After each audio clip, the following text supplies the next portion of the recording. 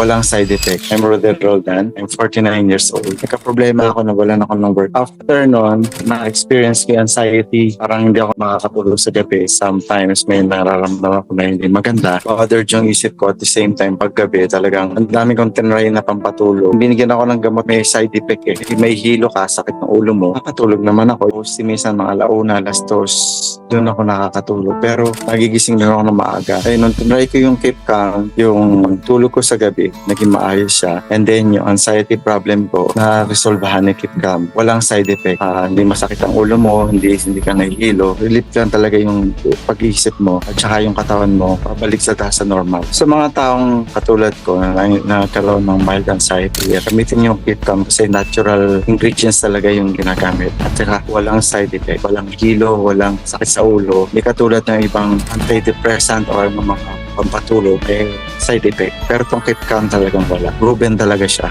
100%. Maganda talaga yung Keep Calm. Patulong siya sa akin. Salamat sa Keep Calm.